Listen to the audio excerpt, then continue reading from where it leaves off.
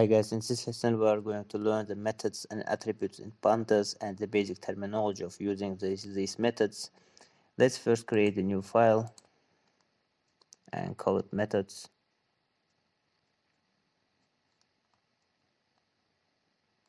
Attributes here. Methods and attributes. We have already covered the methods in Python and the most important methods which are used in data analysis, such as as an example, create one method here. String method could be useful. Hello to everyone after the slash, and I will just give an example of a string method which we have already covered in the previous lessons. Split methods is defined with these round brackets, and here if I type in the slash and click enter, it will just split the string into two elements here, because the delimiter will be the slash here.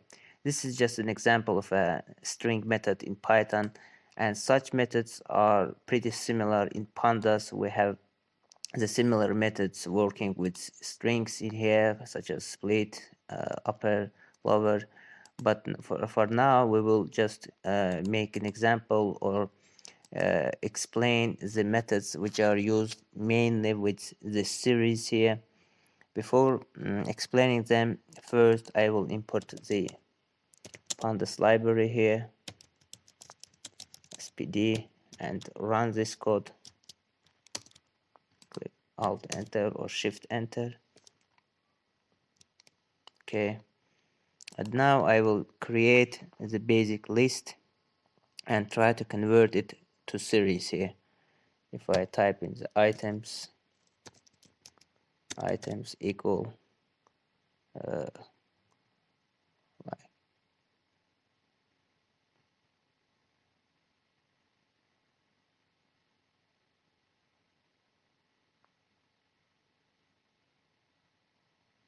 pd series,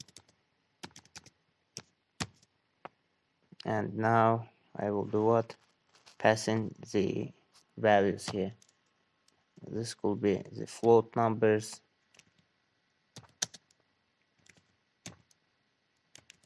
we haven't worked with float numbers, that's why I just pass in the float numbers here. 3, and we could even assign values directly here. As you can see, I have assigned these values and created a series and run this code. Everything is okay, and now I will do what? These items is this series here. If I just run it, it will print out the elements and their d type as a float here. And if I want to use the methods, we already know that methods have round brackets at the end, and their use is like here, and they have their use, and they are used like in this example. If I type in the items dot max and round brackets here and click shift enter, it will print the maximum number in this list here. This is the one method. The second could be the min. It will print out what? The minimum number here, 2.43. Also we could have which method? The sum method, which is also one of the most common methods used in data analysis. Sum. It will sum all these numbers or elements here. You could see that it has lots of decimal points here, but we could round it if we want. We will round it later. Just for now, I will create another method here, the mean method. This is the average. This is going to give an average of these items mean. If I round it, you could see that it will print out the average of this number. What's the average? After summing, when we divide it to 3, it will print out 90.3, etc. If I want to round it, I can easily round it here, round, and to 4 decimal points. If I just click Alt Enter, you will see it will cut all this number after the fourth element here. You don't need to memorize all these methods, but it's pretty useful to know if you are going to find something here and you will need to use, for example, the maximum method. It's pretty you don't need, there are lots of methods in pandas, but you don't need to memorize all of them. These are the most common ones which are going to be used in data analysis. Some of the methods require parameters in pandas, so in the future lesson we will cover them specifically while working with real data. Also we have what we could have the attributes, or before going to the attributes I will just mention one more method called product method. If I type in the items and dot product and just round brackets, it will do what? It just multiply all the elements to each other. 2 multiplied by 34, 34 multiplied by 234, etc. Okay, and now we will just try to explain the attributes in pandas. Attributes, yes, attributes.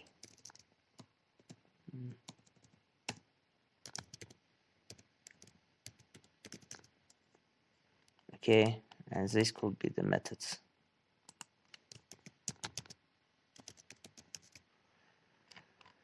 Attributes, the difference here is that methods have a round bracket at the end while attributes do not have.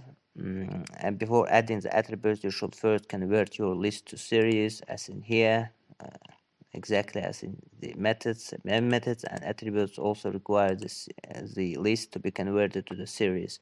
Let's create the basic list again. Colors will be the red,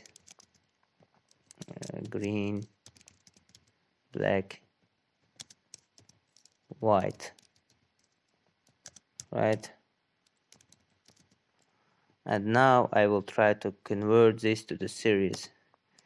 I will do what? I will give a variable name here as a result, and after that I will try to convert this to series. PD series, and pass this variable here, colors. But before running or converting this series, let's try to use one of the attributes like colors and try to, if it works for this list. If I type in the size, just run it first, shift enter, and run this one too, it will print what? The error here. It will say that list object has no attribute size. That's why we should convert this list to the series first, run it. After that you could easily do what? Change the result instead of the colors and run it, and it will print the result here. This is the same with the len function, which we have already covered in the previous lessons. It gives what? It just counts the elements existing in your list here. We have 4 elements here, and just counts the number of elements in your list, as in the len function in Python. If I type in the len and pass in the result here, click Alt Enter, you will see that the result will be the same here. Okay, you could clearly see that this size has does not have the round brackets. If I just try to, we have a list here, items list, and it just holds the values here as these values. If I try to call the attributes, which kind of attributes do we have? The first one is the D type. We could just call the D type like that, and it will print out the data type of these elements here. It says that it has float. Also we have what? If we would have a